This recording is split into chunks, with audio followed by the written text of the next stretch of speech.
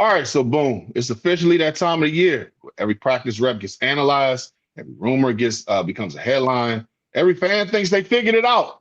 So today, we're cutting through the noise, breaking down the Washington Commanders analytically, what the numbers actually say about this team, and which position group are strengths, and what's really the concerns.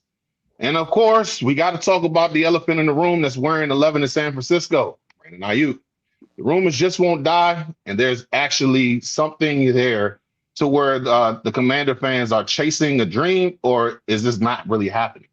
So without further ado, let's get to it. What's up, this defense, man? Check out off the bench anytime you get a trade. Hey, off the bench, it's 89. Check it out.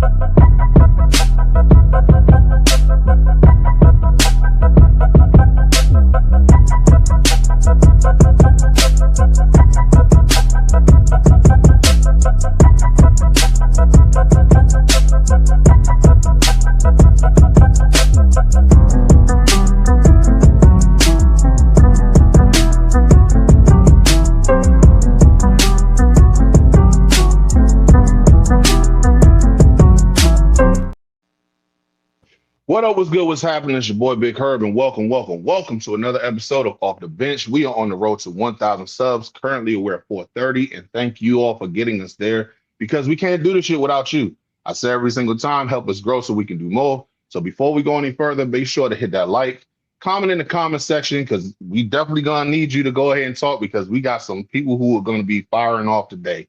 Hit that subscribe button, hit that bell notification so you can be abreast of what's next. So starting off, we got somebody that's coming back to the show. And 1 second. Let me start off by saying this. Former Howard University standout, offensive line coach, former offensive line coach at Archbishop Carroll High School, where he sent multiple players to Division I powerhouses, and even at Jacksonville Jaguars, offensive tackle Anton Harris's mentor, co-host of the Gamma Blurs with your boy Big Herb, real life juggernaut. And he can break down the offense and defense like no other. Shout out to the homeboy, Rick Stroh. What's good, bro? I got the ring to back it up. Hey, look. So, I got the ring to back it up. And second off, we got a new one in the build. Hold on 1 second. I'm trying to put this thing together real quick. So, because we got to go ahead and talk about this one person right now who has been heating up the whole entire Commanders content space. So let's go ahead and get to it.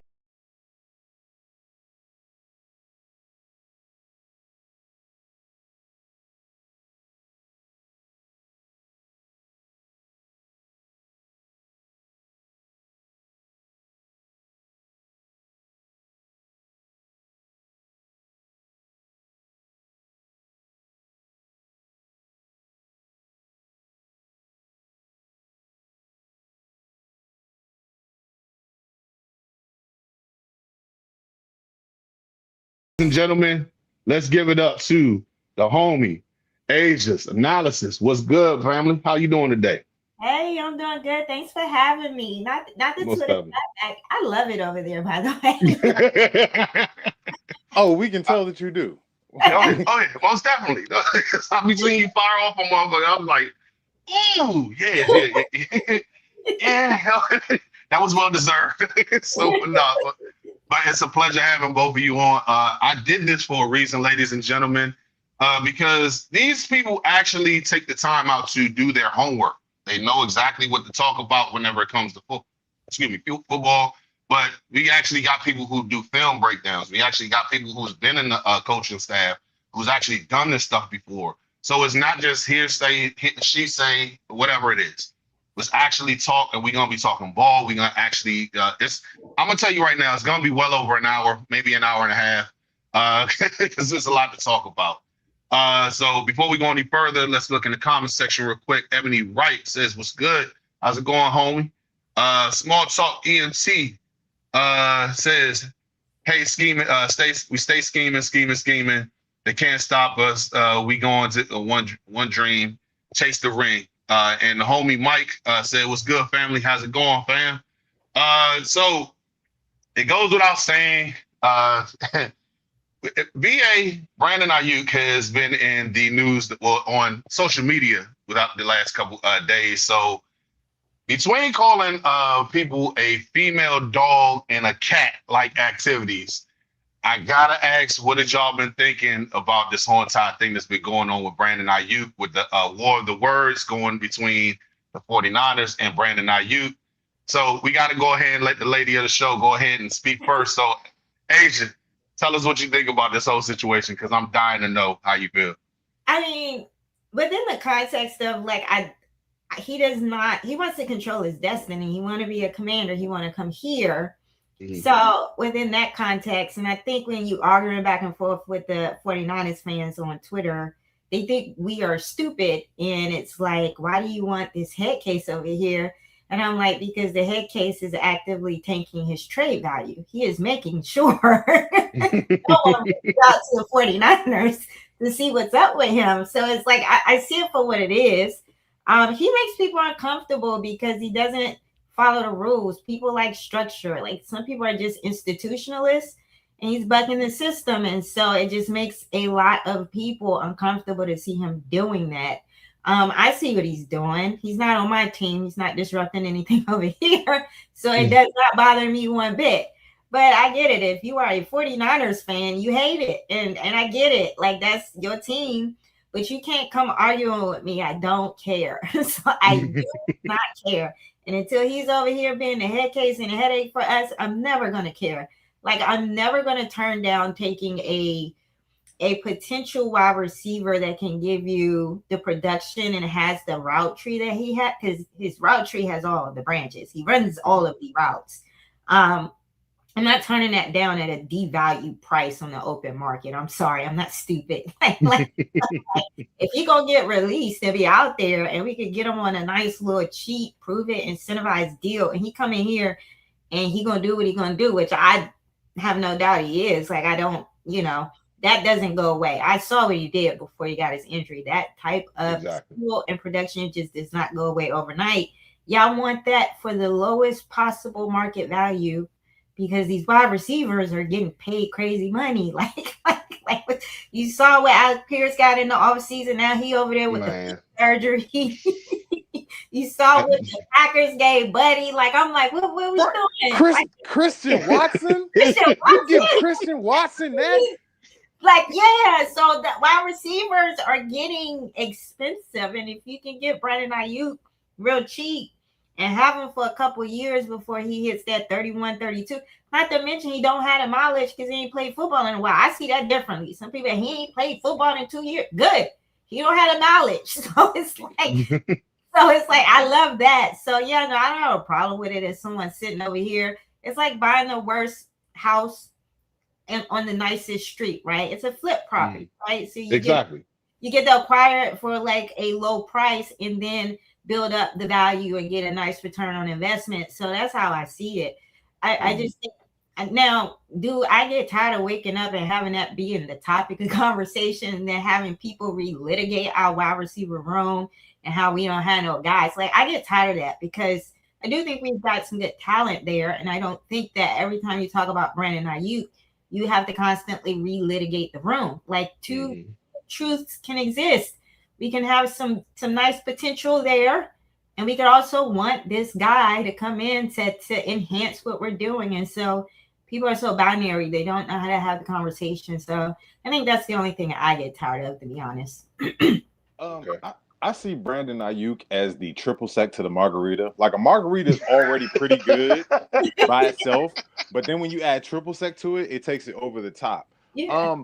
I stay off of X because I'm not wrapped too tight, and like I'll Jay and Silent Bob some people that come after me in the comments, so I stay off of there. I'm not arguing. He's literally the size of the juggernaut. Don't do that. Just don't relax, do it. relax, calm down. My issue is with local media, right? My issue is with Kevin Sheehan. My issue is with Grant and Danny. My issue is with the junkies, right? Like all of these shows with these white guys who just, they instantly want to like, oh, he has mental issues and why would you want that head case and he's a problematic. Hey man, shut the hell up. like he's rocking the system, you know what I mean? Like he's actually standing on business and not actually, taking the disrespect that the 49ers have dealt to him. Like if you actually look into it, the 49ers club is a bit of a frat boy atmosphere. And that's the Most environment definitely, yeah. that's the environment that John Lynch has wrought, you know what I mean? And everybody ain't gonna take that. Not to mention Brandon Ayuk is, I believe he's Nigerian. They Yep. don't do disrespect, bro. They don't take that. Like that's a culture thing. Right, like what you mean? Like what? No, like the minute you tell him we don't want you here, or like those, like this is the thing. People always love to say it's business, it's not personable, it's not personal. Excuse me, but this shit feels really personal because you're listing all of my faults and issues when all I've done is lay it on the line for you. Nah, this is personal, bruh, and he's not taking it, and he refuses to actually go back there. So again, I see him as the triple sec to our margarita, which again, a margarita is already pretty good because unlike most of the fans around here, I see what's actually happening, and I looked at the tape of Ben Johnson's offense in Chicago and what David Blau was a part of when he was in Detroit, and I see the potential for what can happen. And again, I told her personally, I heard her refer to Antonio Williams as a slot demon. I said no. He's way more than that. Oh no, Like, and I had to step back and like look at the footage again. I was like, "Ooh, the way he cooked this nigga on the out route and on the outside is like, yeah." It was like, matter of fact, shout out to the homie Rico from Street Scores. What he did to Georgia. Ooh, yeah, it was something bad. But shout out to Small Talk ENT says people on X are actually insane. Eagle fans can't stop talking about my quarterback and my team. So, and shout out to K State. She says, "What's good, family?" So, yes, shout out to K State. If you haven't subscribed to our channel, be sure to do that. And while we're at it, be sure to hit that like, share, subscribe on the channel. We got 12 people in the chat right now, so let's keep going. So, yeah, that y'all anything else you want to add to it as far as with BA? Yeah, like I just to wrap that up, because I had a thought when he was talking and when he mentioned where he's coming from and his culture and stuff like that. Like, that is the biggest thing here. Like, we just need to accept that everybody's value system is not the same. I don't listen to the radio guys, but the radio guys very clearly live in a world that does not look like ours. Okay. And so they're never going to get it because they don't look like us. They don't navigate the world through the same lens. They see things through their privilege, so they can't relate. It's just very disappointing that they are the voice of the franchise and where a lot of people go to get information because a lot of the narratives around everything is driven by them. So that, I had an issue with that. And then the whole Ben Johnson take, understand why receivers serve a purpose within the context of a scheme. And everybody is arguing with me because talking about Kayshon Boutte today, we need that traditional wide receiver too. Like they can't in the room see the guy that's going to be the wide receiver too. And I'm like, what if that production just comes from a lot of different guys? It's about production, but modern day schemes are in between the numbers, the hashes, and y'all keep trying to fill the room up with boundary receivers.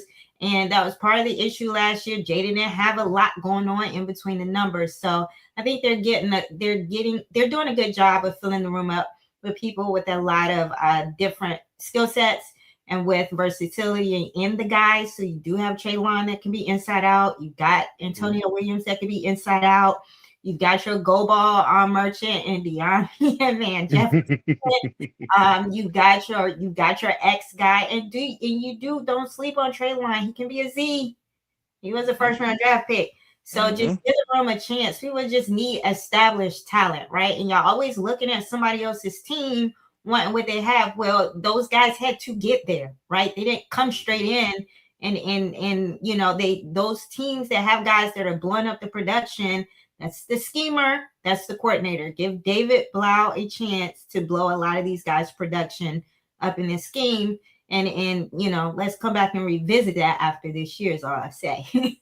No, because I agree with what you said. Because I mean, at first I was one of the main guys saying Trey made a really good catch on Sunday Night Football, and everybody's clamoring about it. But then I started to think about it, like, okay, so let's look at the whole entire situation with that. Okay, so you are dealing with Tennessee, who never really had a good quarterback at all.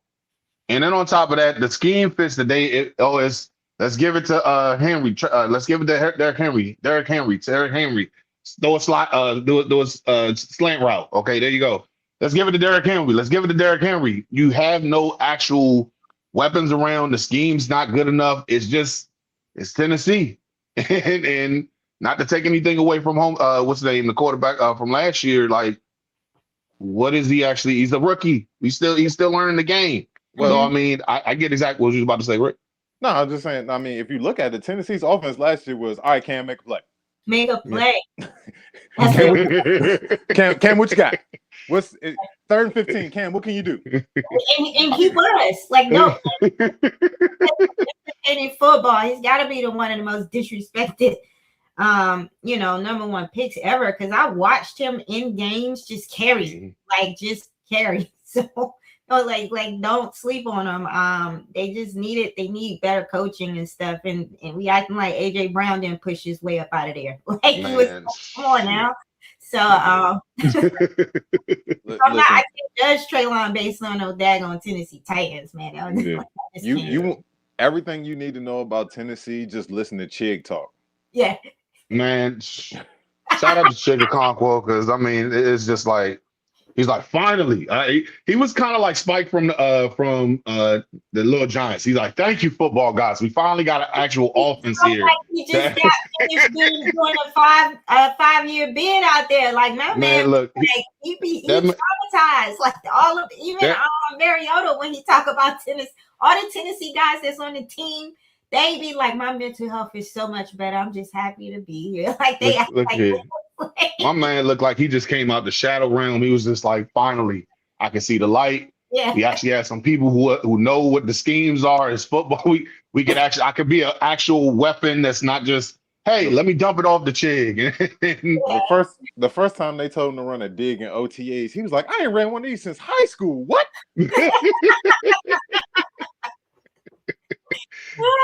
Shout out to Small Talk ENT. Says, Chig, I can run real routes. I finally get to run real routes. and Kay says Chig was pressed. LOL. He is about to get nasty this year. I definitely can't wait to see how his production is. Not just because I'm a Maryland guy, but I want to see how he's going to be like in fantasy, because he's definitely going to be nice with it this year. And Small Talk also says that's all we needed to know about the Tennessee offense. So yeah, but let's break it down to what we're gonna be talking about next. Because Asia, I've seen your thesis statements of a show, which is actually great information that you put out there when it comes to these defenses and these schemes and everything. So we gotta talk about the defense for a hot second. So, but yeah, I want to ask, starting off, who do you think is the Andrew Van Ginkel to this defense, seeing that DJ is coming from from the Vikings? And so I want to know who on this defense could actually fill that type of role. So this is where I think what he's doing is a little bit better, because I think he got several. When you look at his player personnel acquisition. Mm-hmm. So if you look at Leo Chenal is a linebacker that I feel can give you on-ball juice in terms of his strength. Like, I feel like he can get up there and kind of like be that Leo that they were kind of trying to make Louisville into, where he can come off the edge. So when we first picked him up in the offseason, I was like, okay, he can cover tight ends. He can drop back into coverage, and then he can give you on-ball juice, and then he can play. I was like, Van Ginkel. Then I was looking at some tape of Chason. I seen Chason reading passes and dropping back, and I was like, whoa, wait. He can be the Van, because he's an outside linebacker, so he can be the Van Ginkel. Then they went down my boy Joshua Josephs. I was like, wait. He actually played the Leo role at Tennessee. I was like, he can be the Van Ginkel. The more of those type of players you have, the more you can confuse offenses with your personnel sets and dictate, right? So it's nice that they have the Van Ginkel, but that the Van Ginkel is clearly the Van Ginkel. So when you turn on the tape, he's at the top of the scouting report, and you are going to key in on him as a quarterback, and you know what to look for with him. You're not going to be able to do that because if you got Chase Line and Leo Chenal on the field at the same time, either one of them has the trait or skill set deployment to be the Van Ginkel, so you won't be able to call it. So that is kind of the beauty of Durante Jones. I think he did a little bit of self-scouting coming over from the Vikings. I have a video that's coming out where I do a actual room by room breakdown and personnel by personnel breakdown of our current roster with that 2024 team, and it's like the depth just wasn't there, so they're very top heavy, right? So you kind of know who the guys are. I think the beauty is that when it comes to some of these hybridized roles where you're saying who's going to be Van Ginkel, who's going to be Josh Metellus, who's going to be the Harrison Smith, there's several candidates, and so that's what makes what he's doing a little bit better. But I think long term, Joshua feels like the Van Ginkel, right? Long term, but I think today there's several guys that he can deploy in that role based on the trait and skill set. And just piggyback on what you're saying with the Joseph's kid, I mean, I'm interested to see how this defense is going to look just based off of little tape that we've gotten from OTAs. Well, it was as a matter of fact, it was rookie minicamp. They literally was moving around before the pre-snap reads and like, okay, so I'm going to look like I'm blitzing. Oh, no, I'm going to go back into coverage. We didn't even see that shit last year. No. So I'm just like, wow, this is what we're doing?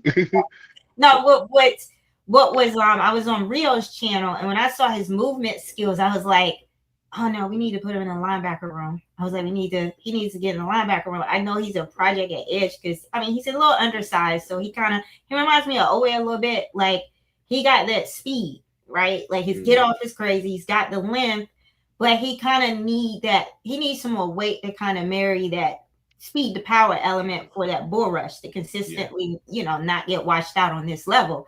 You're going up against tussle types, so it's not college. Like college don't really have offensive linemen that are that athletic or have the size. So, he's not ready to be a 4-down edge rusher. So I primarily was like, I like him to bring him in on the 3rd and long to be a pass rush specialist. That's where my mind went first while we develop him. But then when I saw the video of his like fluidity and off ball movement, and I don't want nobody to take what I'm about to say here and say I'm about to bash Sonny. I think Sonny is so big. His fluidity, he's fluid, but because he's so big, you can't see it. Sometimes it doesn't pass the eye test. And so when I was kind of watching that rookie camp tape, and I was supposed to be looking at Sonny, my eyes went to Josh. He's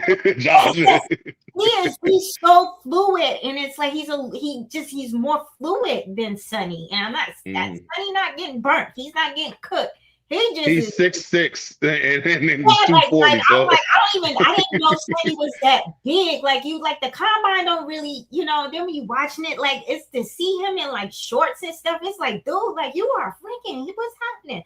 But like his fluidity, and that's when I was like on Rio channel. I was like, I want him in the linebacker room. Actually, put him in the linebacker room. So in his rookie interview, they said they got him at the stand position right now, and this is what I'm talking about: the difference between a Joe Witt and a Durante Jones, because Joe Witt don't know what to do with a developmental type of player in terms of how can I leverage you right now? What do you have available to me that I can leverage right now while I build you up in the scheme? He just didn't. He wouldn't play Kane Madrano, wouldn't play McGee. He didn't know what to do with the tweeners. This is what a good developmental type of coach that happens to be the coordinator is like, what can you do for Uh-oh. Yeah.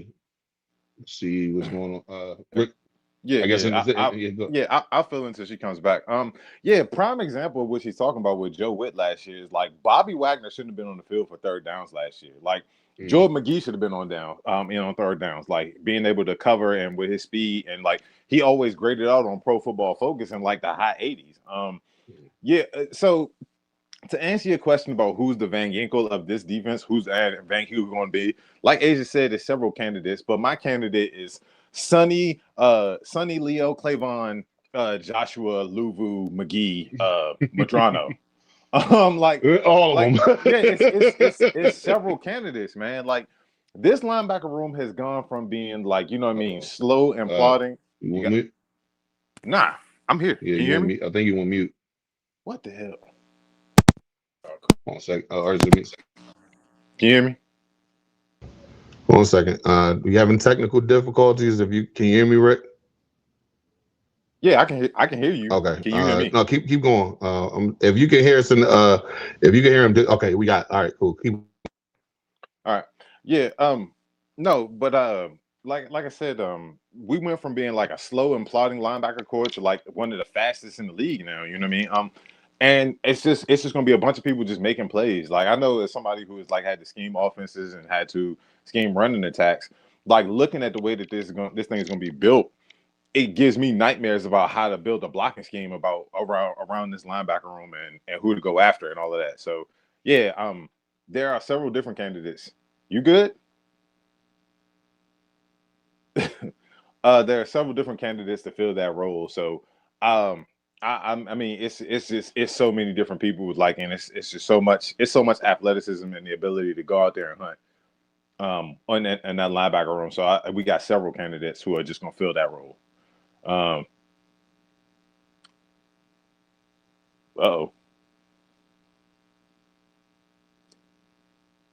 Herb, you there?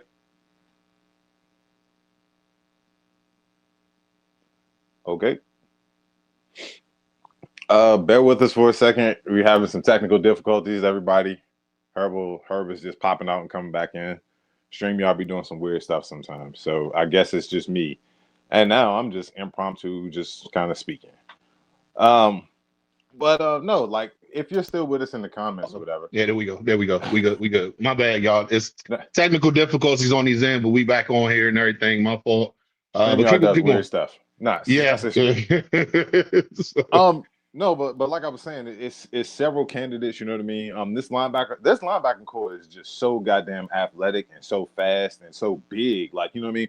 Like collectively, if you look at them, they are all huge. You know what I mean? Like you got Sonny's the biggest at 6'5", 6'6". And you got Frankie Louvu, who's 6'3", 6'4". And Frankie, the crazy thing about Frankie is people don't realize that Bama's 250. Yeah. That Bama is 250 and runs like that. Like I saw a clip from Malik Neighbors' rookie year, and they was like, "What Malik Neighbors? What was your welcome to the NFL moment?" And it was Frankie Louvu chasing them 20 yards downfield and smacking the hell out of them. You know what I mean? Yeah. It's like that's a 250-pound silver bullet out there moving. You know what I mean? With dreadlocks and haka noises. Yeah, like then you got Joshua Joseph coming in who was Joshua Joseph, who's a big kid. Jordan McGee is 6'3" and 240 pounds. Kane Madrano is 6'4" and 225 to 240 pounds. You know what I mean? Then you got Clavon Chason, who is another big ass dude. Adafe Owe, who's gonna be standing up at some points. He's huge. Then, not to mention, bro, people forget that Dorrance Armstrong is still on this team. He led at one point. He was still top 5 as far as sack production in the first like 7 or 8 weeks before he got injured. So we can't just forget like he doesn't exist. So and you're gonna have all of these people standing up and moving and coming at you like, dude, it's literally gonna be like a defense full of cricket spiders, just a bunch of insects that want a piece of your ass. You know what I mean? Like it's wild to think about. And going back to Asia's videos or whatever, where she's done her defensive analysis videos, like she breaks it down perfectly. You know what I mean? Perfectly for if you're trying to understand what's about to happen, I guarantee you, there are offensive coordinators out there right now who are just like, I don't know how I'm going to scheme this shit.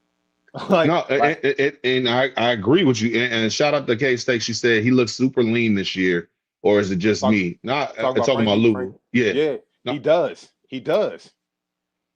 And I mean, it's just like he's because he realized this is the last his contract year.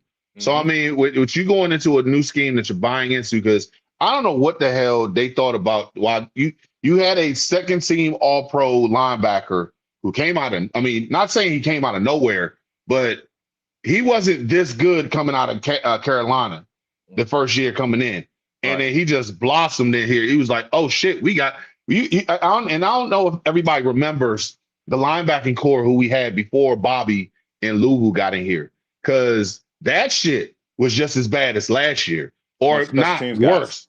It was Yeah, a bunch of special exactly. teams You, guys. you had John Bostic as your starting and no disrespect to him, but dude, like, no, he's not a good cover. He's not a good cover No, linebacker. He can't go all side dis to sideline to sideline. all disrespect to him. He went to good counsel. Wow. Okay. All right. So there we have it. I tried, but no, like for real, it's. I definitely like the depth that we've actually went ahead, and not to mention we probably the most athletic. No, I'm not even gonna say probably. We are. We are the most athletic linebacking core. I'm not saying that we're the best. I said athletic because if every single relative athletic score is 9.9 or 10, 10, 10, 10, 9, 9.9, every single person is athletic enough to where we can go back and forth with anybody on this team. We're not having putting Bobby in a position to where his Hall of Fame career is looking at like, damn, oh man. Where I mean, I literally see a fucking running back running down the sidelines in Atlanta, to where Bobby is just like, hey guys, make that tackle downfield, and we're relying on Jeremy Reeves to make that tackle. Listen, I can't wait till we see Atlanta again and we got that freak of nature wearing 52. I can't wait because Bijan and Kyle Pitts are gonna have a terrible day. Like Hold on a a sec. terrible day. Dude, hold on a sec. This right here. This comment right. Right. John Bostic and David Mayo. Oh And man. oh boy. And the worst part is Ron Rivera was talking to everybody like, oh yeah, we about to kill it with these two. I man, I'm so glad that he's not here no more. Yeah. Um, but yeah, man, like again, it's exciting to think about, like as far as like what this defense is going to be this year. And especially that linebacker room. Like that's been one of my favorite parts to watch is all of these big freak of natures out there running around. Most definitely. And another thing that I wanted, since we pretty much linemen. All right, so we got Asia back in the building. Okay, so 1 second, add it to the split. No, it's all good. Shit happens because as soon as you came over there and got kicked out, I got kicked out. So I mean, It's yeah, an internet outage. I was like, I thought I needed to. I called the people. They was like, no, there's an outage in your area. I was like, what? wow. Now, Why do we what pay I for this need you, service? Herb, what I need you to do though is I need you to go back afterwards and edit out the like 30 seconds of me awkwardly talking to the audience because this ain't my audience for real. Need you to get that off the internet, please. Nah, But look at us pivoting and being agile. I won't gonna leave. I will sit here with this phone and make it work for you, Herb. So and I appreciate the hell out of you for that. But the next question on yeah. defense that I definitely want, Asia, I'm telling you, the way that you break this stuff down is amazing. So I got to ask, does corners even matter in this defense? Because the way that that the secondary is looked at is definitely different than the normal. So I got to ask, as far as like, because I want to bring that information that you got over on here so everybody else can learn about it. What's the situation looking like with the corners? Seeing do they even matter anymore? Because I mean, they made that defense in Minnesota look so good. Fabian Moreau looked like he can do something, and I remember Fabian Yeah. Moreau over here. So I mean, you can't tell me that. Oh yeah, Brandon Moreau's what's his name? Fabian Moreau's that dude. No, he's not. I remember what he was like over here, and so please tell us what you think about this situation. So let me make sure y'all can hear me. Oh, we Because get you. We I get don't have my okay. So the defense does matter. I mean, the corners do matter, just in a different way, right? you. So like this is a zone type of situation on the back end. And you don't see that too much on the NFL level. You see it a lot in college because in college, depending on the talent equity is just not there in college. So they're Mhm. hiding they're hiding people on the college level. So they probably have like maybe one stud and then a whole bunch of like, just regular guys. So they Mm-hmm. play a lot of zone to just kind of hide the limitations or the talent inequity. So it's not a lot of man concept. So that's I was when I was doing defense here, I actually saw that Flores got some of these ideas from a college coach, right? So and because this is zone, the scheme itself protects the players from being on islands, right? So you don't necessarily need your prototypical lockdown type of corner in this scheme, right? What you Mm-hmm. need is a lot of like smart, high IQ, read and react defensive backs that can actually like read route concepts and kind of mirror routes.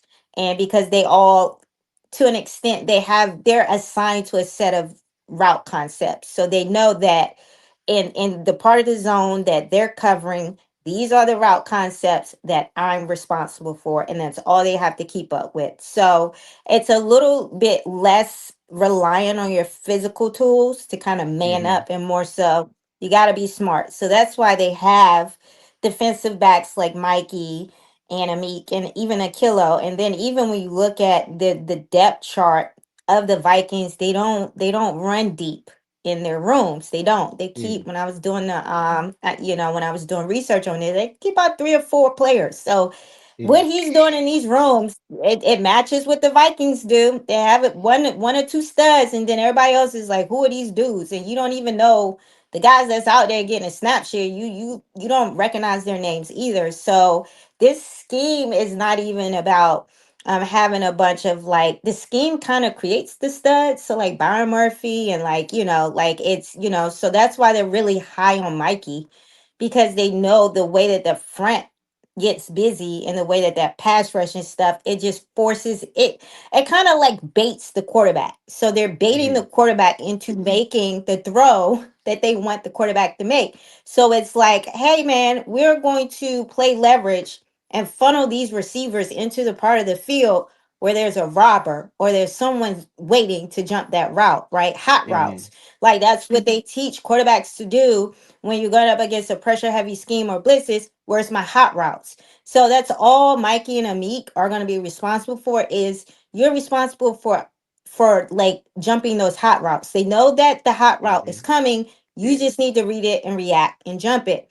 Now, with that being said, the safeties, now people who are concerned about the safeties, I get it. But there's a lot of three safety looks here. So the safeties do all the work because the corners are kind of like passing off the route runner. So they pass the runner out off in the zone, and then the safeties have to be able to pick them up. And so that's where you kind of see them trying things out. You kind of like DQ made a comment about Nick Cross. Y'all know I love me some Nick Cross over here. I had the way y'all be Maryland talking about my all dude over trying to here. cross. Y'all be disrespecting my man Nick Cross, calling him a box safety. And I think people will be like, because that's what he did. He a box safety. My man got quarterback one energy. Like he don't like that box safety shit. Like he like I can cover these receivers, man. Like, so stop calling my man a box safety. But they trying to figure out. I think when they got him, they liked him for the box. I'm not Mm-hmm. ignoring his Colts tape. I just see the possibilities in a Flores scheme for him to be the Harrison Smith. Mm-hmm. Like he does not have to live Exactly. in a box. Like he can come off the edge. He can mug. Like he's not gonna be like a box safety in the traditional sense that it's like he's gonna be responsible for the run game. Like he will be in the box, but he gonna be doing some of the exotic stuff. He gonna be mugging. He gonna be coming off the edge like a free blitzer. He gonna be doing a lot of stuff in the box. So just, like rethink him. And then you have Quan as the apex. And I was kind of talking about this. I think we talked about this a little bit. Mm-hmm. With these kind of like apex defenders and how offenses are kind of like, you need an apex defender with modern day offenses because of how they're using the tight end sets and creating that mismatch. So that small nickel just is not going to fly anymore because of these 12, 13 personnel tight end sets. They getting these big body tight ends on the small nickel, right? So you need more Mm-hmm. of a big nickel look. You need an apex type of defender, and that's Quan. Quan did that with Illinois, right? So I like Quan as the apex. If you know, that's a role that safety plays. It's a big nickel. And then I did not talk about Will Harris in my safety video, not because I don't think Will Harris can do the job. He's just veteran depth. So if they put him out there as the kind of like free safety, it's because none of the other younger dudes kind of like stepped up and camped to take the job from him, right? Like that's how I see it, right?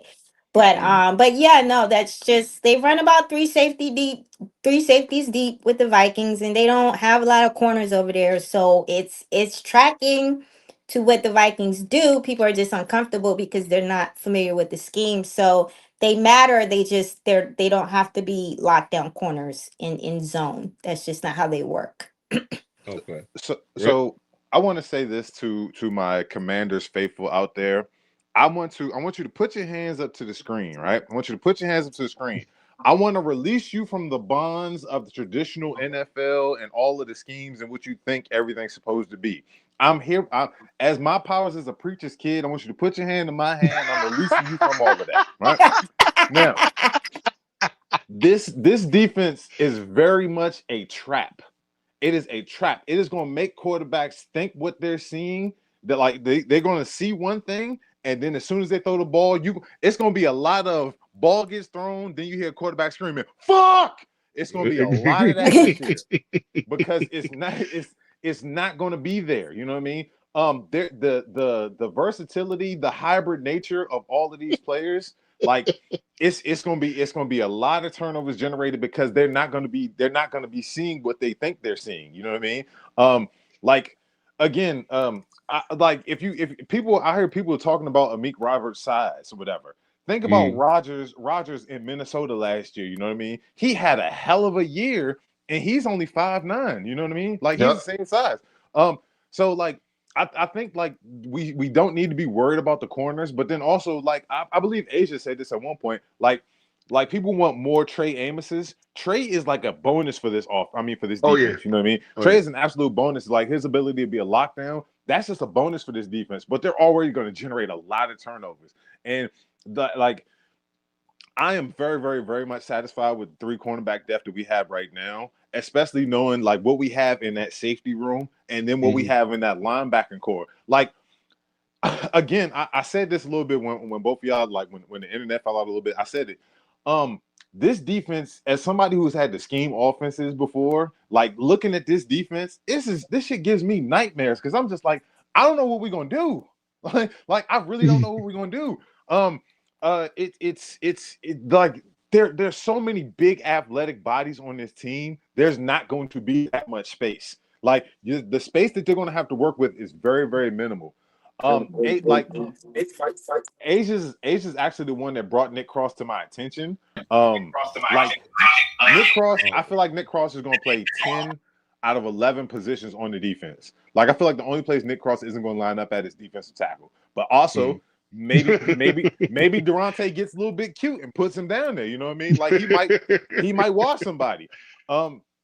So like like the versatility is key. You know what I mean? Like everything is interchangeable. So like that's why like I'm not as concerned about the cornerback room as it is. But then also you got people who want to give a little bit of motivation to people who don't need the motivation. You know what I mean? Like Trey Amos missed most of last year with an injury, but then you got Smitty. I was literally about to ask you that. So you got Smitty out here like giving looks to camera, like, come on, son, like hey bro, like you don't got big bro over there taking all the brunt of everything no more. Like this on you. And last time I checked, you real light in the ass, Playboy. So like, I mean, again, like because I mean, and even as far, I'm going to cut you off because I'm looking at like the stat line that he had against us as far as him is concerned. That JD5, we're not going to act like that JD5 comeback game didn't happen because he dropped the ball wide open. I remember him doing that. I think it was either a crossing route or a slant route, and he had it wide open. And I mean, I forget who they had at quarterback, but he definitely threw it like right to him in his hands. He's like this with the ball and dropped it. Listen, I'm sorry. I'm not worried about the Eagles at all because their quarterback not going to want to throw over the middle, and that's what we're going to be strongest at. So, man, look here. So, looks like Asia's having another situation over there, but We're gonna make We'll sure get it that back. she's taking care. Yeah, well, we're gonna get it back. So here's the next thing. Now, I would definitely want to ask you because I mean, we both guys in the trenches. So my question is, does Allegretti have to start now, or is it Gobin's starting job at training camp? Because with this whole entire situation with the picking up Gublin in the draft, I definitely was like, I'd seen some of his tape. He looks pretty damn good at center. He definitely he can play guard and everything too. But Dan Quinn definitely jumped out there and said he's going to be playing center this year. So I have to ask, as far like I trust Allegretti for like the short term. Like if he's gonna be in there for like 2 or 3 games, I'm cool with it. And it's just like, hey, it is what it is at this point. So that's my take on it. But definitely, I wanted to ask what you think about it. Yeah. I'm comfortable with Nick Allegretti. I was disappointed when when they let Tyler Biotis go. Sorry, y'all. But then, I thought my internet was back. It's No, not. that's all good. So You we're good. gonna You stick with good. the You good. phone. You good. We good. You good. yes. So, Yeah, I was a little bit disappointed when they let Tyler Biotis go. But like also like Nick Allegretti was a really good fill-in. You know what I mean? He's a good spot duty guy. Um, again, because of how communicative and how much the center needs to like communicate with the rest of the offense, especially in this system. I'm okay with Gublin learning a little while. Like um like if honestly if Gublin doesn't play this year, I won't be too upset. Like I like he can get some spot duty or stuff like that. But I want him to learn, and like I feel like Nick Allegretti is the type of pro that he can learn from. So, I mhm. I mean I'm not too pressed for him to get right in there and press him right into duty. You know what I mean? Because it's again it's a learning. It's a lot to learn from. Dexter Lawrence not being in the division no more kind of helps that, but I mean also like he still is gonna have to go up against Jalen Carter and Carter, Jordan yeah, Davis. So, yeah, but I mean, I'm okay with Nick Allegretti for the season. yeah. What about you, Asia? Asia, can I you can't. hear? I can't hear. I think you have me on. Uh, I was saying, what did you think about? Can you hear me now? Going once, twice. All right. We're gonna stand by real quick with that. Just let me know. Just wave at me if you can you hear me. Wave at me if you can hear me, Asia. But the whole entire but as far as Gublin is concerned, I definitely like I said, I had questions about it in the beginning as Mhm. far as like him being is he gonna be able to take over the reins at training camp? It was more so just the fact that like, hey, I don't know if he's pro ready yet, and I think it's going to be one of those situations where you eventually are going to have to learn a scheme and actually get used to being against NFL defenses and actually seeing what it's like in the trenches. Because yeah, the left tackle position is definitely the most is one of the most premier positions in on offensive line. But Mhm. the smartest one is the center. The center needs to know as far as like, okay, I need to go ahead and slide the protection over here. I got to double team this guy over here, over here. I got to watch the mic. I'm literally the quarterback of the offensive line. Yes. I'm just going ahead and telling the quarterback like, hey, I got you back here, man. All right, you good? All right, look back. We're gonna So go ahead, and that's basically what the go ahead. so you remember those Campbell Soup commercials where it was Jaden and it was Tyler Biotis? Exactly. It's essentially they got to be seen through the same eyes. Mhm. Like it always the saying always goes, especially like I know when I'm coaching about offensive lineman, I need for my center to be just as smart to be know the offense just as well as the quarterback does. Mhm. And like that goes for everything. Like I need you to know the route tree, I need you to know the concepts, I need you to know everything. And again, that's why, like I'm saying, I'm okay with Nick Allegretti starting for the whole year because you know he has that that pro experience. He has all of that the wiles that you want in a center right now. You know what I mean? And he's a pro's pro, and he's shown that the whole time. So again, I'm let Gublin learn. Let him get his wits about him. Let him catch some of those real bullets. You know what I mean? And Mhm. then he'll take over from there. But like just if he's not ready, then I think we have a good insurance plan and Nick Allegretti to start out the year. No, all right, so we got Asia coming back in. So Asia, we good? We good to go? Guess not. In the meantime, we just gonna go ahead and go to the sponsor for the day. So shout out to W. So let me fill you in on W. W is a powdered energy drink that replaces other inferior caffeine beverages. It contains 0 maltodextrin, 0 fillers, 0 artificial colors or dyes, and is no proprietary blends. The star of the show is our caffeine fruit extract, which helps you focus with no jitters or no crashes. Can't even front, man. This is a pretty tasty beverage. I recommend that you go online to w.com to go ahead and get your own shake-up bottle, your own Japanese energy blend that they have on here. This one, Japanese yuzu, like I said before. You can go on and get different type of flavors that they have on there and go ahead and order yours. And here's the thing, when you go on there, go ahead and type in the promo code ODBHTTC for 10% off on all your products.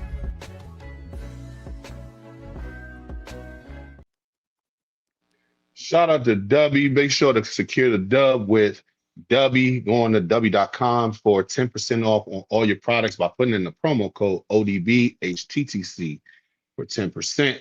We apologize for the whole entire situation with the internet. The internet just be internet and trying to take over the situation. But I'll tell you one thing that's definitely gonna take over. Asia, tell me what you think as far as the whole entire offensive line situation with Gublin and Allegretti at the starting the year.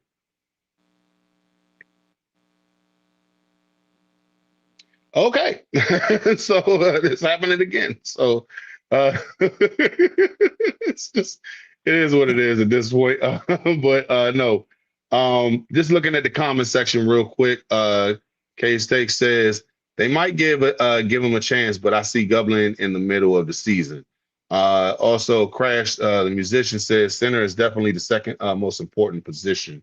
I somewhat agree because I definitely is that those defensive men. I agree with in some point with what you're saying, Steve. But yeah, it's definitely the situation with the whole entire. You got to be the smartest person on the line if you're playing center, but you got to be the most athletic in order to be a tackle. And I mean, and take it from this guy over here. He definitely he's seen college schemes in how they roll. I mean, he's put multiple players in the NFL just mentoring wise. So I mean, they definitely it's one of the it's the one of the top 3 premier positions in the league. Yep. Of course, you got quarterback. The second one you got what's the name, defensive end. But the third one is the tackle. But also the center position definitely is what runs the whole entire line. And this nigga right here, he says the internet must be a fan of Dallas. So yeah, probably the way that this shit is going on. But no. So and damn it, I think the whole entire situation's happened again, but we're gonna keep on going.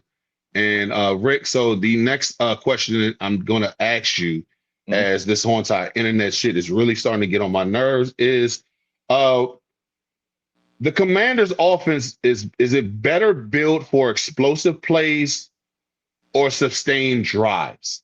And the reason why I'm asking that is because we definitely have a quarterback in the back that could go ahead and do whatever it is that we need to do. So as I figure out this whole entire situation with this internet shit is going on with my audio, I'm gonna leave you with the question: is this a explosive plays offense, or can this thing sustain drives like no other? So take it over, my man. Got you. So just looking at the pieces and components that this team currently has, looking at the wide receiver room, looking at the tight end room, looking at the running back room, like the whole offense combined. This is honestly almost a perfect multiples offense. You know what I mean? The addition of Katron Allen, Rashad White, and Bill, like Bill is the home run hitter. Katron Allen is the hammer. And then Rashad White is just a Mr. Do Everything, Mr. Mr. Fill in the gaps. Real quick, I'll answer this question, Kate, since I'm doing this by myself for a little bit. It's like, are you okay with the wide receiver room as is? Honestly, I am okay with the wide receiver room as is right now. Like I think that this fan base doesn't really know that much about Antonio Williams, and and the other guys that are there. I think there is a lot of explosivity in that wide receiver room. And it just needs to be schemed up properly. I had an issue with Cliff Kingsbury and that run and shoot offense. Like if you know anything about who Cliff Kingsbury is a disciple of, he's a Mike Leach disciple. And Mike Leach never coached. Mike Leach didn't coach an NFL offense or teach an NFL offense or a real pro style offense. And now you have David Blau, who has learned under some of the better offensive minds in the NFL of the past 10 years.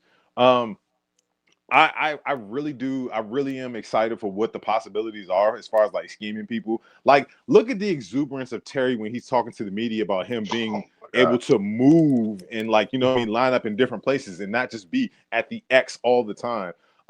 There is a lot of untapped potential in Antonio Williams and Luke McCaffrey actually getting a chance to do stuff other than run 3 routes and then get the shit knocked out of him and be gone for a while.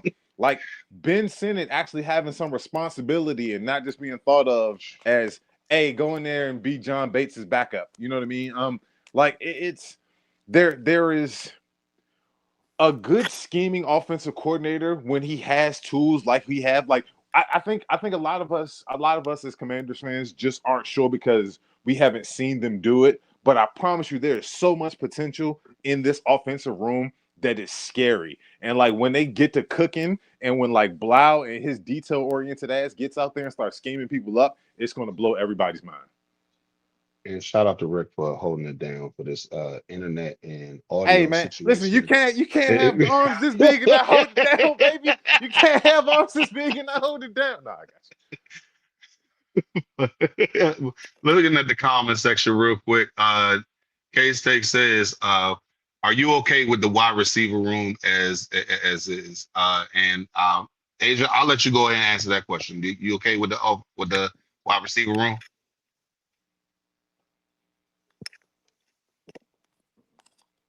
Okay.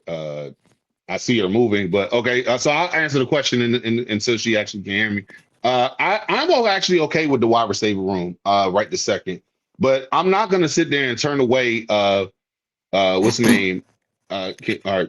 So I'll just go ahead and figure this out somehow because the audio is being a asshole right now. So I'm ready to see I'm never going to sit there and turn away upgrades to a position. That's malpractice. If you have a situation where you could fix it to make it better and you don't make it better, yeah, I have questions with that.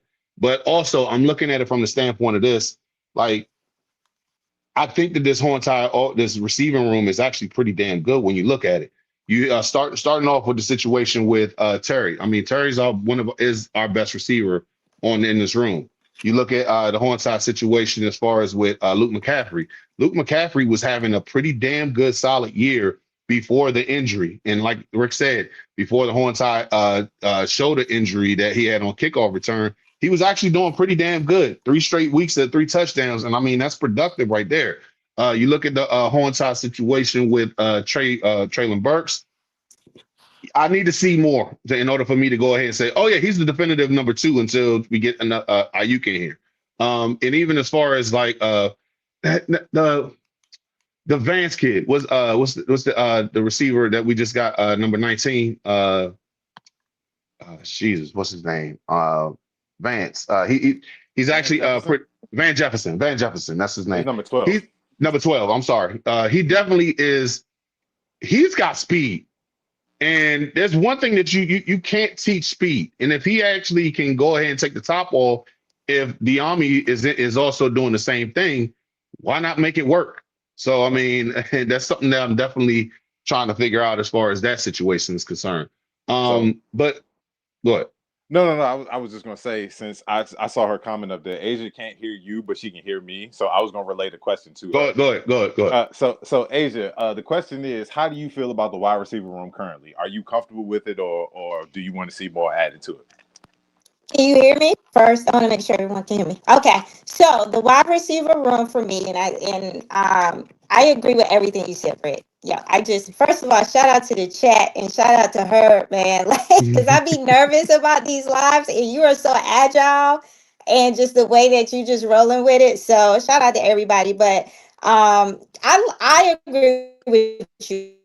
I think that the way modern day schemes work, it is not about that like AJ Brown one-on-one Megatron type of wide receiver anymore. You need to have a diversity of traits and skill sets that you can deploy, because it really is about the schemer and the ability of the schemer to kind of draw it up. So a lot of what Shanahan and all these Shanahan disciples do is they're scheming up mismatches, right? So it's like they're using the tight end personnel sets to get those mismatches and to put the linebackers in conflict. And one of the things that I agree with you, Rick, on that air raid cliff system is he's using a spread formation to try to put the linebackers in conflict, and that doesn't necessarily work on our level because the hash marks are different than in college, and the Hmm. linebackers are way more athletic and they're fast, so they can cover ground. So even if you spread them out, they can cover that ground very quickly to kind of like cover and do things like that. So there's a lot of coverage linebackers on the NFL level, like, so it's the one thing I didn't like about um Cliff's scheme is the lack of motion, the lack of man beaters, just not moving the wide receivers around, not making lockdown corners like Quinyon Mitchell. Or I think the one game where they kind of moved Terry around, you kind of saw him going at Pat Surtain, and that's where you kind of saw that was kind of a 50-50 battle between Pat Surtain and Terry. Like Terry was winning some, PS2 was winning some. He really put PS2 in conflict because he was making them move around. When you just line the receivers up and expect them to play one-on-one ball, then that's where you do need those kind of like receivery type of receivers. You need that high level talent throughout the entire depth chart in Cliff's scheme, because the scheme doesn't do any work. It's all the wide receivers doing work. So with the Blau scheme, the schemer himself is going to do the work, and all he needs is just certain traits. So you have a Z power slot type in Traylon Burks that can help move those chains and play physical on the outside and win that one-on-one matchup with the physicality. He can also be a red zone target. So he has a skill set or trait that can be leveraged in the scheme. You've got your slot and Antonio Williams with the inside out versatility. So he run all the routes. You got a clear X in Terry who can move around and run all the routes. You got a guy like Diami that can get you some screen passes and then and take the top off vertically with the speed. His ball tracking capability and skills, he can do that. You have a Luke. I like Luke. People sleep on Luke because Luke is a very smart wide receiver that just knows how to win, right? And he's a little further down in the progressions anyway, so he's not going up against somebody's cornerback one, cornerback two.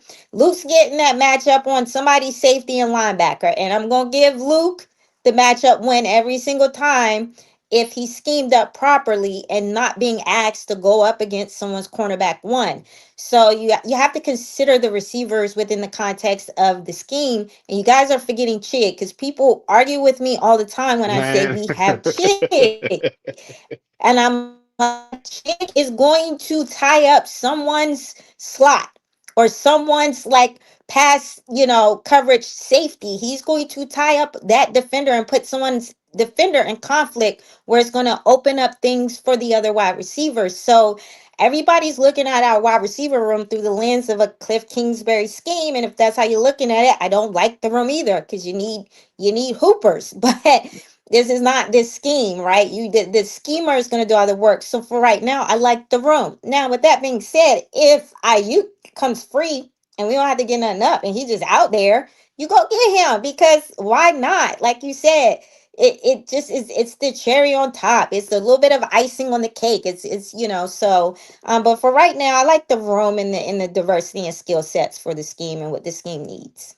So I'm gonna say this. A coach that I used to coach under told me like this: every play, the defense is giving you a test, and your job as an offense is to provide an answer to that to answer to each question on that test, right? Mhm. And the way that I like under Cliff, it was just one answer. It was one answer to every question, right? It looks like from what I've seen from this system, it looks like every question is going to have multiple answers. You know what I mean? And you always want it's better to have multiple answers than to have one answer, because you have more of a higher percentage to get the question right. You know what I mean? And Yep. that's what I feel like this offense is going to provide, and that's what it looks like it's going to do. With especially like again, I like having a lot of multifaceted players. Excuse me. Like I like to have people that can do a lot of different things, and that's what we have. You know what I mean? Like Asia said, watching Cliff's offense used to make me so mad. It used to make me so mad because I'm like, dude, you can put this person in motion and run this route. You got this, like it's like you can run the same play, but run it from different formations. Herb, you remember we watched the game in my dude, apartment, and I'm sitting dude, there. I'm telling you, this is about to happen. They about to run this. They about to run it. Like it's like, come on, bro. Like, come on, I, man. Like you're better than this. But yeah, oh well, are you, Cliff? but I say this, and I mean, because we've been saying, and it's not just us who's saying it. We've been saying this shit about the whole entire situation with Cliff as a whole. Number one, the fact that Terry is sitting there just happy as hell just to be able to move around, just doing pre-snap the movement. That's it. We ain't talking about like, hey, the fact that Cliff just kept him on the left side the whole fucking season. And I mean, the fact that he's like, hey, oh shit, I can go in motion now. And then, oh, y'all gonna put me at the slot too? Oh, damn, I actually feel like that like, and yes, he's been good as far as with some of the things that he's done with Cliff before the first year. But okay, so this is like what I said many times about Cliff Kingsbury's offense. It's a great starter home. When you go ahead and you think that, hey, I'm gonna go ahead. I got my girlfriend. We becoming a thing. We get about to get married. Okay, we got married now. Okay, cool. So this house is actually pretty damn nice for us. Oh shit, you pregnant? We got to go ahead with twins. Shit, we ain't got another house for this. We ain't got big enough room. We got to expand. He doesn't believe in expanding, and that's the reason why he ain't here now. Because what's his name?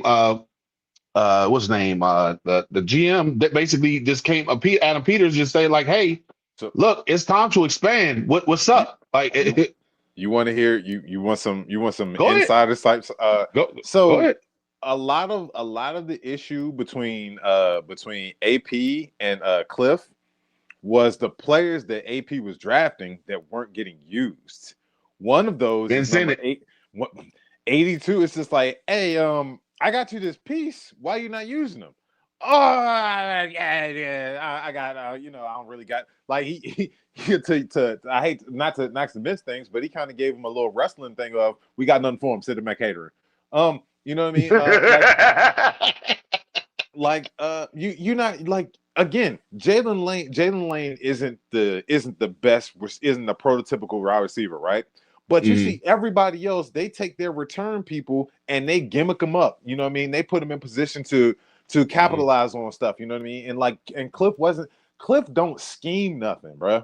Cliff do not scheme He anything. don't. Asia said it perfectly. He need ballers. Like he needs Drake London on one side and Mike Evans on the other side and AJ Brown in the middle and stuff like that. And they just dominate those one-on-one routes. But that's not the way offense is to be coached. That's not offense now. Yeah, that's another thing. Like you got Zach Ertz out there running in the middle of the field, and Zach Ertz has been a catch and fall dude for the past 3 years. You know what I mean? Like No yak chat. we got all of this offensive talent out here, and Cliff was just like, I'm good with what He I was got. scheming up Zach. That was just Zach being Zach, and Jaden just finding him. Like one of my followers sent me something where he was talking about. It's a she actually. She was like, "No, I saw an interview where Patrick Mahomes was like his entire time playing under Cliff at Texas Tech, he never threw to a tight end. Like it wasn't part of the system." And I was like he didn't really start using tight ends like that as a legitimate target until he got Travis Kelce. And I was like, well, that explains a lot. And don't talk to me about Ben Sinnott no more. I don't want to hear from nobody about no Ben Sinnott. Ben Sinnott is a 12-13 personnel package piece. And so you can't scheme up the guy. Like everybody's mad at AP for drafting. And I get it. And I'm not arguing with anybody. He a fullback tight end hybrid, but he over there, and he probably followed him from his time over there in that San Francisco, where that's all they do is tight end. Like they're it's the tight end and the running back that entire offense is featured through. So I can understand seeing this guy cooking, and you over there scouting in that scouting department within the lens of a true pro modern offense through that lens of that Shanahan system, and you fall in love with a Ben Sinnott, right?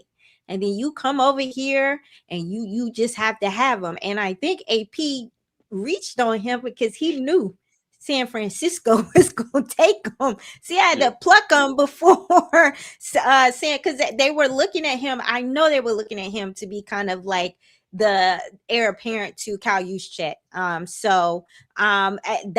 That's my little theory, in that there was some succession planning in that scouting room happening, and that they probably was going to take him to put in a room with Kittles, Kyle Juszczyk, Kittles, and a Ben Sinnott. You mean tell me? That would have been so gross. That would have been so gross. That's why he reached and he took him where he took him. I gotta pluck him before the 49ers take him, because he knows that that was his first year coming out of that system. He knows they was looking at Ben Sinnott. So that's why he reached. So I understand why people are mad. Our second round pick not giving us nothing. But like I used to listen to Cliff talk about when people would ask him in the interviews, what's up with Ben Sinnott? Why you not using him? And he was like, well, he's playing behind Zach Ertz. And like, instead of just being honest in that, I can't scheme that dude up. I don't know what to do with it. My scheme can't use a fullback tight end hybrid. Like just, so I agree with Rick. I think that he was beefing with AP because he wasn't using players. Like, what do you mean to tell me you can't figure out to do with a gadget guy like Lane, like Kavontae Turpin sitting right there in your division as a blueprint? Like just like do with him what they it's do a with copycat Kavontae league. Turpin. Like come on, come on, man. You couldn't figure it out. No, you know why he couldn't figure it out? Because he got the gadget guy he wanted in free agency in Debo, so he was using Debo's slow self to do all the gadgety stuff, and so that left poor little Jalen out to hang. So it's like, yeah, I don't see it for Cliff. I get really frustrated with people that talk about what the pieces that we have, looking at it through the lens of Cliff, because I was never a Cliff Kingsbury fan. I was like, oh, at least we got somebody who can help JD adjust. I knew his playbook was going to do that, but I knew that playbook wasn't going to stress. No. I was sitting at home. I'm calling the next play. I'm looking at the personnel packages. I'm looking at Ben. I'm looking at Bates. I'm like, oh, they about to run this outside zone to like you got Bates pulling, and it's like I'm looking at I'm like, I already know what the play gonna be. Like I know it. I'm a girl and I know what the play is going to be. Come on, Cliff. And here's the one thing I have to go ahead and give Rick his credit on, and this is why I love the fact that we got David Blau, because when we got David Blau and a lot of people were sitting there talking about like, well, Sinnott ain't doing shit. Well, Sinnott ain't used properly. Because when you look at that offense, when Sam Laporta was a rookie, who was the other tight end? Hockenson. Hockenson and Laporta was getting busy. And Laporta got so damn good his rookie year that it was like, you know what? We can go ahead and let Hockenson go. In the division. In the division. So you look at it from the standpoint of this, like, so you're telling me just because we got Chigakonkwo, we're not going to use Ben Sinnott. And I'm like, I don't give a fuck if he's at fullback or third tight end, 12 personnel, whatever that. 16, 15, 17, 18, 19, 20 personnel. Find a way to put this motherfucker, because there's no way in hell that you're a second round pick, and the only thing you're good at is blocking. No, No, you're not. can't No, scheme it I up. refuse to believe it. I refuse to believe, because I saw the damn Kansas State offense that he was running, and he was getting busy in He the was getting snow. busy. So why not? I mean, Did you y'all see a have clip talent. of him? Did you see the clip online? Yes. Do you see Yes. how fluid he is? And like, I wasn't even focusing on the catch. I was like, look at him moving around. No. Hold on a second. I wasn't even paying attention to him. I was looking at Jaden. He was like, "Oh shit, okay, this is what we working with. Okay, all right, run that shit back." Listen, I just a quick diversion here, just because this is just the type of guy I am.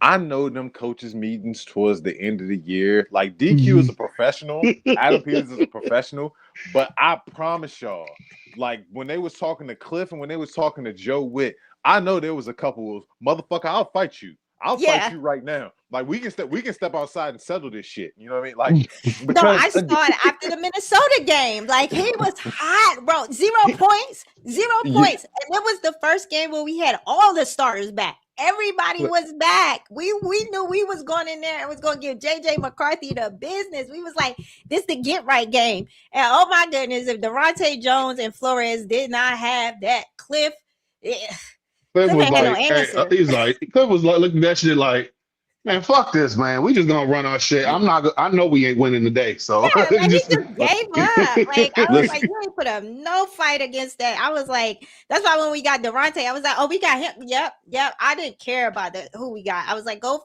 pluck me somebody from the Vikings or the Seahawks tree. I don't care if it's the daggone guy that collect the data. Go get him. Like just give me somebody from the tree, man. That's all I need. I could not have been on the offensive staff or the defensive staff for that game for the Commanders, because I'd have went up to Cliff and been like, I'd have went up to Joe Witt if I was on the offensive staff for the Commanders after that game. I'd be like, so you let this glue-eating motherfucker just dissect us like that? Look at that boy that got a quarterback. Look at him. Look at his frontal lobe. Look at how extended it is, and he just sliced us up like that. I'll beat the shit out of you. Yeah, that was embarrassing, and that was embarrassing. But back to the point you made about Detroit. Yeah, like look at Ben Johnson in the draft. His first pick was a tight end. I was like, whoa, wait a minute. We got Loveland. I said, we got Loveland, we got Commit. What we doing? What we doing, my man? I was like, why are we taking a tight end first off the board? And when they interviewed him, they asked him that, and he was like, everybody was like, hey man, your defense kind of needed some help. Like, why you ain't go defense here? He was like, look, man, we just gonna coach defense better. My man said, give me my piece. Like, I want my tight end. Like, I don't care nothing about who cares about defense when I'm scheming this up to give me 40 points a game. I do not. Like, we just gonna outscore everybody. Like, we just gonna put everybody's defense in a blender with these tight end sets. Like, don't worry about it. I know what I'm doing. Like, but yeah, they went and got a third tight end, and then I'm listening to Caleb talking about he in love with the tight end already, the one they just drafted. And I'm like, God, bro, like, I'm glad y'all not on the schedule, because you mean to tell me you got Komet and Colston Loveland, and you gushing over the one that you just drafted, man. Colston Loveland about to be the Z. What's the dude? The rookie that kind of flashed for Detroit, the tight end. What's his name? I forget his name. Laporta? Not Laporta. When you remember when Laporta got injured, and then they got the other tight end. It's not the Tesla kid. It's another one. No, it is Tesla. That's his name. Yeah, Tesla. They just plugged him in there. He was getting busy. The whole scheme just is like schemed up for like the tight ends to get busy. Everybody win. Yeah, everybody wins. And then next thing you look up, the safeties are in so much conflict because they got to come down and cover the running backs. And then they got to account for all the tight end action and all this stuff underneath. And next thing you know, you got J-Mo wide open for a bomb. Like that's how the scheme works. Like all of it is married and integrated together with the play action. And then like the way that Rashad White is going to be utilized as a pass catcher, right? Like in certain 11 personnel sets, right? Or certain sets where he's just out there, it puts the fact that he's a threat to motion out as a legitimate wide receiver and the scheme is going to put the linebackers in so much conflict because most linebackers are not prepared to cover a wide receiver in space like that. So he's just going to be skimming it up for Rashad White to be one-on-one with a linebacker cooking them. Like, so it's like, yeah, And we like, got him for cheap. and we got him for cheap. So you guys are like, I got people talking about we Keyshawn Boutte will be a legitimate wide receiver 2 on his team. No, he's not. No, he's not. He can't catch in the slot. He can't do nothing inside. No, he wouldn't be. Go ahead, Rick. No, because Asia, I've been seeing you go back and forth with people about that. I've seen it across the X, I've seen it on Instagram, and I've been like, I want to jump in here. I'm gonna take this opportunity. Like, stop it with the Keyshawn Boutte shit. Please. His routes are lazy. His route tree is very it's palm it's tree. Like, it's a palm tree. Nobody. It's a palm tree. That man ain't got no route tree. He's a go-ball merchant. Again, Commanders fans, put your hands to the screen. Let me release y'all from the bonds of seeing a play on ESPN 2 or 3 times and thinking we need that player. Let it go. He ain't what you want. And then also, let me divert just a little bit. You said people were coming at you in your comments saying that we should have taken Jacoby Lane over Antonio Williams.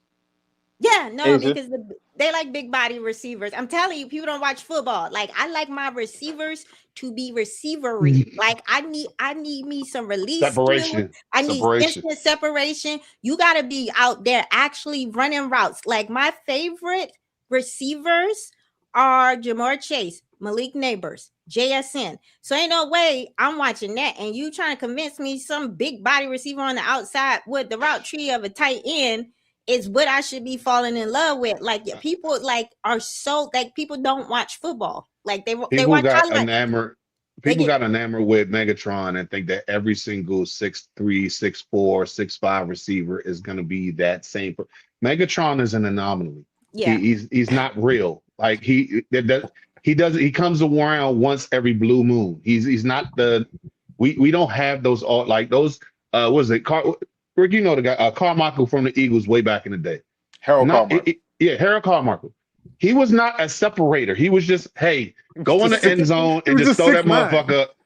Like, nobody had, that's not real. This is not Madden. It's like, come on. I mean, we got a damn, and even as far as like, it's once every generation you have that one player who's just like, oh shit, we got him and he's a freak of nature. Look at Sonny Styles. He's 6'5", runs a 4.3, and he's 250 pounds. That doesn't happen often. With this situation, like not every single run, we can't always get the 6'3" receiver. If the motherfucker separates, that's all I care about. I don't give a damn if he's 6'9" or 5'8". Like if he separates, then that's all that matters. I mean, shit. Why people don't want to Why people don't want to eat clock? Why people don't want chain movers? Why you want the deep, splashy play that's going to take 2 seconds off the clock and then your defense back out there getting tired because you're not eating no clock? Like, why do we want that? That's all I'm saying about chain movers. Like, there needs to be more. I don't mean to cut you off, but yeah, like that. Like, come on, y'all. We need chain movers. We didn't have them last year. But to go further, because we've been on this topic, this is the last one I want to go into. So we got to talk about the front office / coaching. And I want to ask this real quick. Has Washington finally built enough depth to survive the injuries that we took place last year? So, Rick, I'll let you go start off on this one. Yeah. So that unfortunately, injuries are part of the game. Injuries always happen. Like I think they have gotten a lot better athletically wise at the top end. I need to see how some of these undrafted free agents are going to pan out. As far as like the depth goes. But I mean, I will say, like, I'll give you a definitive answer as far as like some different portions. Like that linebacker room, completely. Like there's so much depth there. Like there's gonna be some people that's gonna get cut that are gonna start on other teams, and I promise you that. That's not just me saying that shit. Like Ron Rivera used to say, even though he don't know what the fuck he was talking about. Like shout out to Ron Rivera. the defensive backs room. I think so. Like everybody's screaming for another corner. It's not necessary. Like I say, the whole defensive side, yes. I'm certain about the defensive side. I'm good with the defensive side. Offense, um, I don't like. I'm unsure about the offensive line, right? Like the top of the offensive line is cemented. Like they got dudes there. They got absolute dudes there. I'm curious about the depth of the offensive line, like who's behind the tackles. You know what I mean? I know we got like Brandon Marshall and I don't know who else, but yeah, like I'm unsure about the depth on the defense. I mean on the offensive line, but like as far as like the defense goes, I think the defense is completely cemented. Asia. Yeah, I think the depth is so much better on the defense, especially the line. I felt like the actual D line and the linebacker. So the front seven has just been overhauled with the depth that I saw last year was just throwing bodies at the situation and the same type of bodies at the situation. So what I actually like this go around is the diversity of archetypes of D linemen. Um and the diversity of archetype of pass rusher, right? Like, so you got guys that play so many diversity of techniques that is the depth in terms of if someone goes out, yes, but also the ability to kind of like adjust the personnel packages for like what you're seeing. You got your very clear run stop people and your very Mhm. clear pass rush people, and we don't have pass rushes out there trying to do stuff and run stop. That's why we were getting killed in the run game, because you just don't have the diversity there. So I actually like that. I agree with Rick on the linebacker room. I love Louvu, and this is not a Louvu's gonna get cut point, but it's like when Louvu is pushed down your depth chart because you've added so much talent, that those are good problems to have, because he's a Mhm. top tier starter in this league. So that's whenever I talk about Louvu, it's like Louvu goes from at the top in terms of just like the ceiling of the room to like middle of the pack, because you got Sonny Styles now, you got Leo Chenal, right? So and then behind him you got McGee. So if McGee is the floor of your linebacker room, you're sitting pretty good. So that's not bad.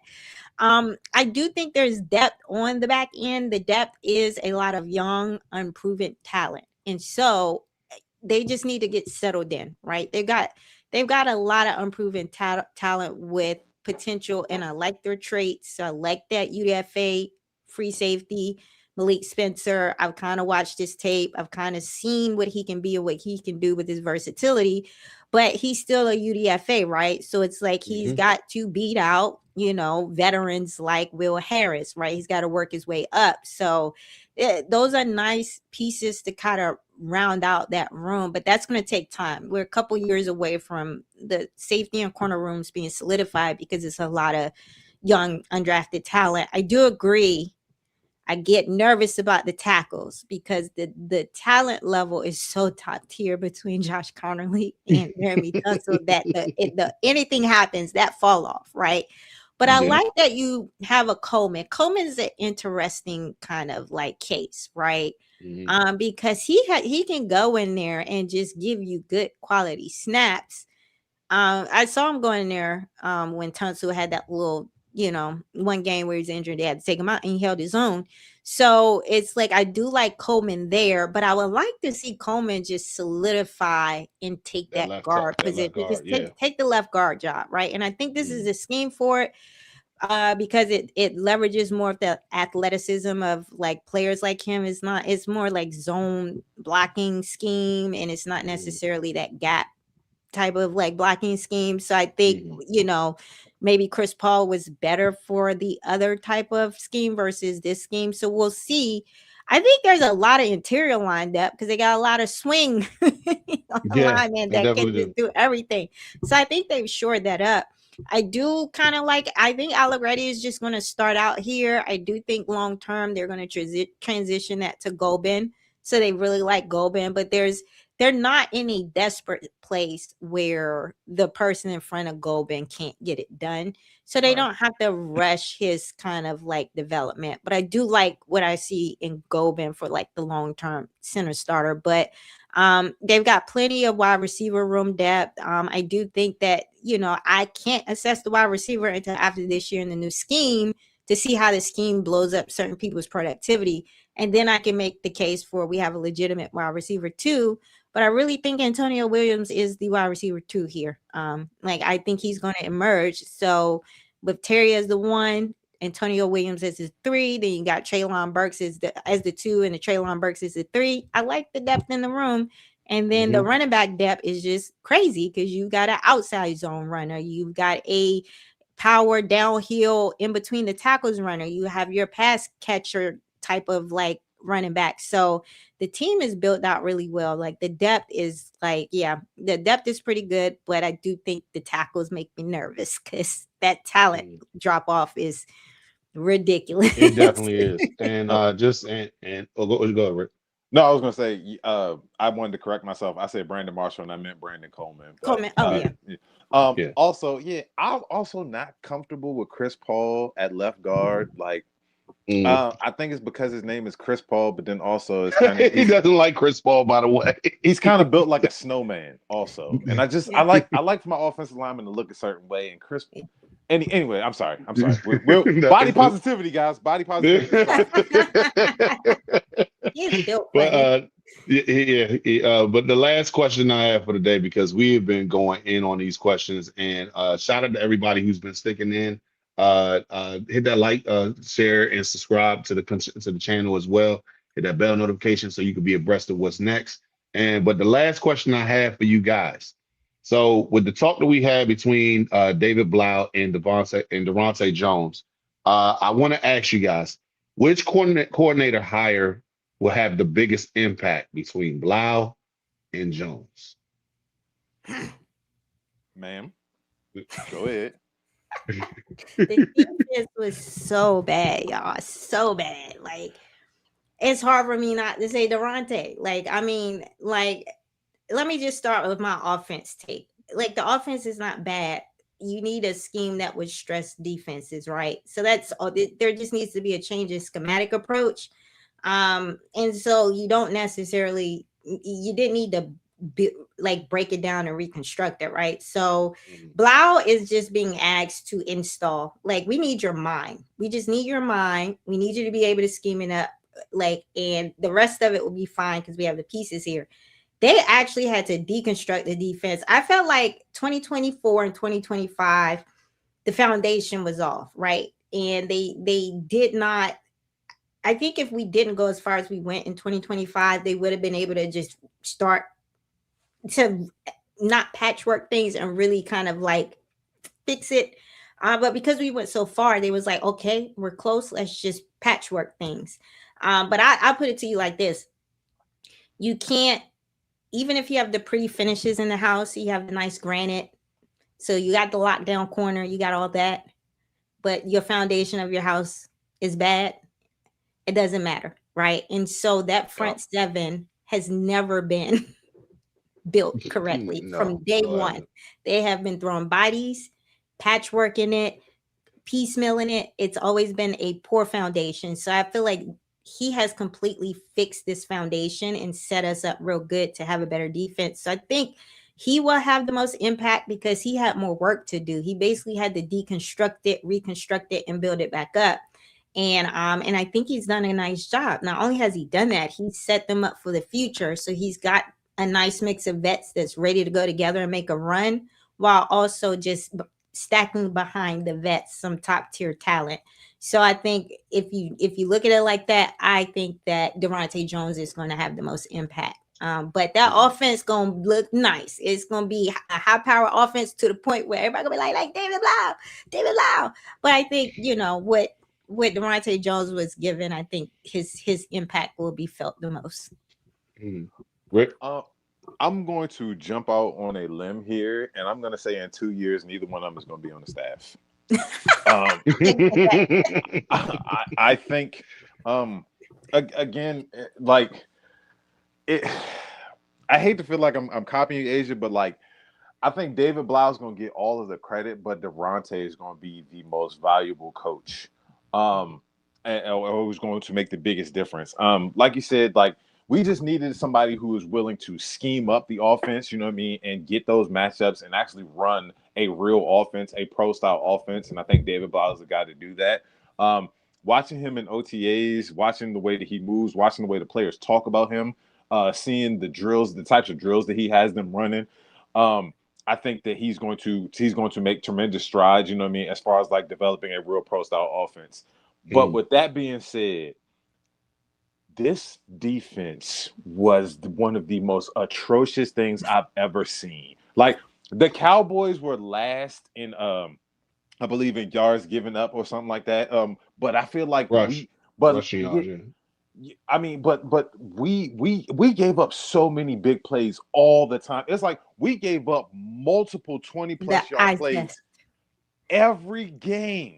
It's like I've never seen it to where a team would like I got nervous every time a team was like in 3rd and 17 against us because I was like, oh my god, they about to do something phenomenal and get this first down.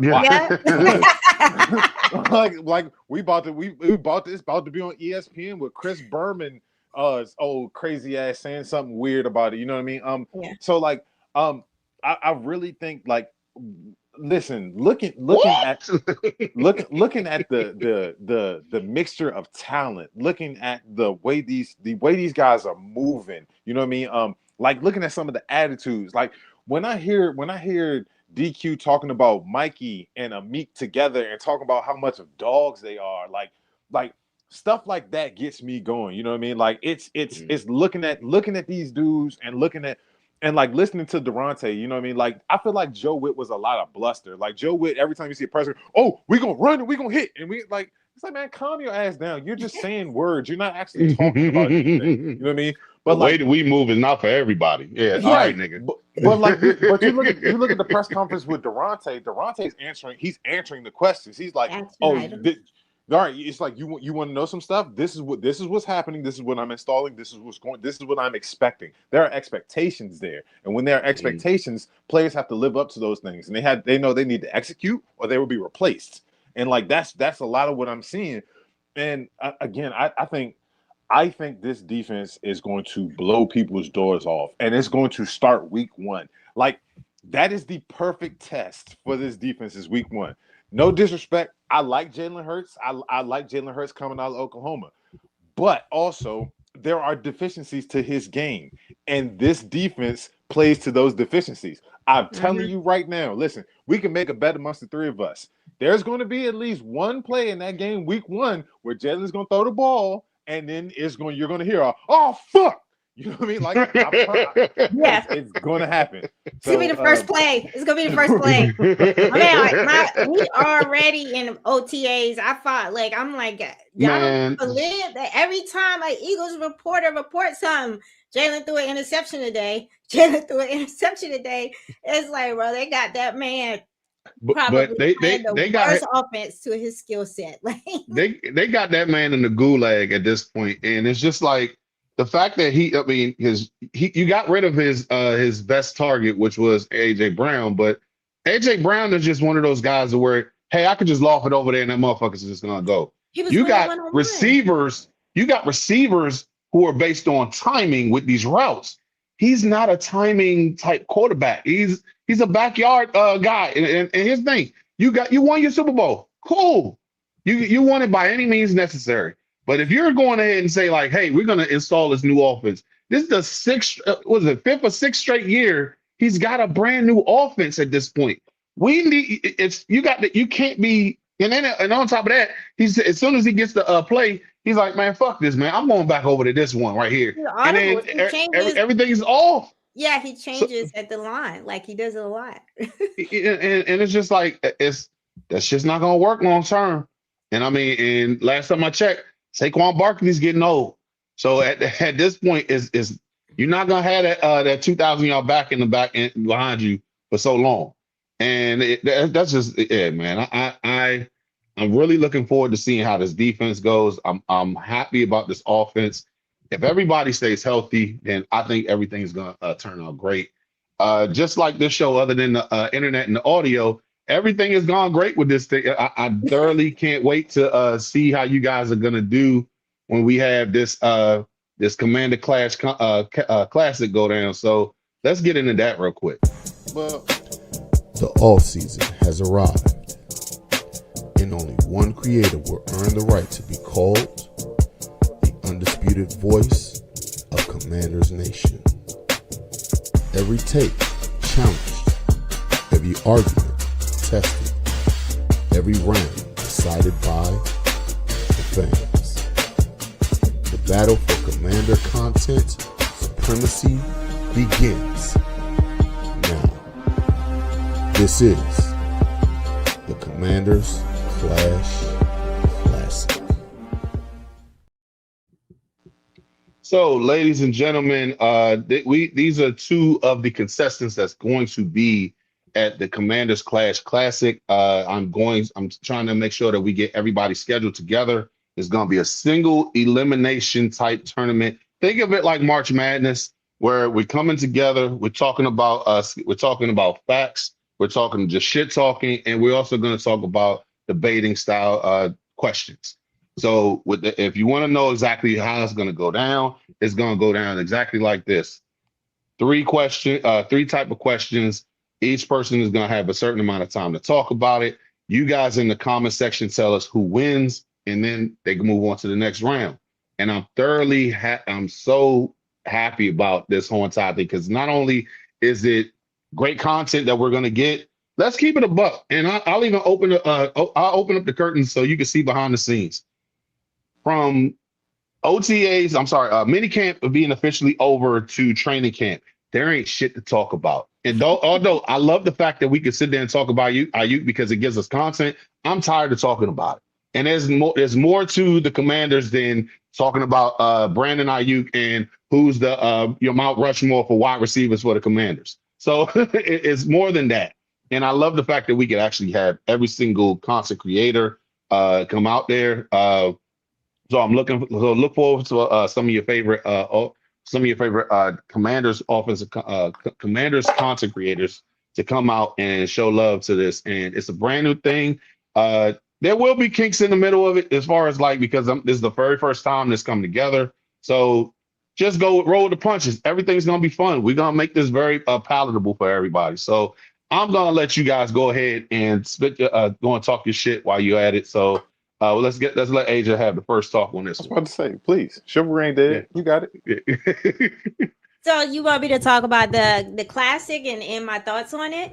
Yeah, what's your thoughts? I mean, how do you feel you gonna go on this one? You gonna take the chance? I mean, I'm not really if y'all want me to play humble, I can do that. But talk your shit. Talk your shit. No, we talk shit over here. I like my ball knowledge. I like that I'm tapped into not just the Commanders. I'm tapped into the broader NFL. I'm constantly into the data and analysis and just researching things like that. So in a debate style situation, you got to come with the facts, and you got to be quick on your toes, and you got to be ready. So I like my prep for this type of thing. Now, with that being said, I'm not taking anybody for granted, because I watch all of you guys, and a lot of the people you have on here. I watch the shows and I listen to you, and I have a respect for everybody that's in this lineup. So it's not going to be easy, but I do like the opportunity to kind of iron sharpens iron. You know what they say. So I'm looking forward to it. Herb, thanks for setting this up and inviting me. No problem. Rick? Now, respectfully speaking, I am not a Commanders content creator per se, but also I am the nigga who runs around saying I know more about your favorite team than you do, and I haven't been proven wrong yet. I am a double goddamn champ. Whoever's going up against me in the first round, you got problems and situations coming, and you better prepare, because I'm bringing hell with me. Understand, it's not a game no more. This is a to the death tournament, and I've been looking for the Kumite in real life for half of my life. So we about to get at it, goddammit. Bring your popcorn, because I'm ready to compete. It goes without saying for me. Look, I bring up welcome all competition. I'm here to talk shit, and I'm here to learn you niggas something. Because I mean, it's all about the knowledge. It's all about the shit talking. But most importantly, it's all about the Commanders. And I definitely will be bringing my knowledge to the game, because I know some shit. I drink some shit, and I know some shit. So I mean, to take off of what's the name of the show, Game of Thrones. So yeah. But yeah, also last but not least, I want to thank you all for tuning in because, like I've said before, when you go ahead and reward me with your viewership, I'm gonna reward you with the jersey giveaway. So once we get to 1,000 subscribers, we will be doing a jersey giveaway for every single person who's tapped in as far as following me on IG, follow me on Twitter. I refuse to call it X, and follow and subscribe to the channel. When you get to when we get to 1,000 subscribers, you will be in a drawing for a free Washington Commanders jersey. Even if you're what's the name, whether it be a Giants or Cowboy Eagle, I'm not buying that shit. I refuse to do it. This is a Commander content creation that's going over here. I'm not doing it. So don't ask me if or that you're gonna get either you pass it on to somebody else or you just or thanks for watching. But this is the type of shit that we going down with. But guys, I appreciate you so much for tuning in. Unfortunately, we had the whole entire audio internet situation, but we know how to bounce back from that shit. So because we Commanders fans, we've been dealing with this shit our whole life. So I mean, we ain't new to this. So adversity is our middle name. Yeah. Exactly. So Asia, please tell the people where they can find you. Okay, so you can find me on YouTube at Asia's Analysis, and I am now on Twitter at Asia's Analysis, and that's it. Like we just keep it about Asia's Analysis. If you happen to stumble into my Instagram, shout out to you. But yeah, YouTube and Twitter. Rick, where can we find you? You can find me at Just Rick Williams 83 on Instagram. You can catch me on Gamma Blurs Sundays at about 3 p.m. ish. You can find me at Gamma Blurs on Instagram and the Gamma Blurs Blue Sky, and I also have a Just Rick Williams Blue Sky. I forget about it weekly. Dude, I it's still like I have one and I don't even use it. I'm sorry. Too much. Yeah. And then also, if you're ever looking for me in the streets, don't. No, don't. Like seriously, I like this that. dude, he wants to kill Brock Lesnar, and I'm not joking. Like for real, he really does. I will kill Brock. But no, guys, it's very appreciative that you guys were on here today, rocking for damn near 2 hours. And it's been fun, but we got to go ahead and go on about our lives because I still got to go to work tonight. But thanks you guys for tuning in. Please be sure to hit that like, comment in the comment section if you're watching this post live. Subscribe to the channel, hit that bell notification so you can be abreast of what's next. And as always, left hand up. Who are we? The Commanders. Peace.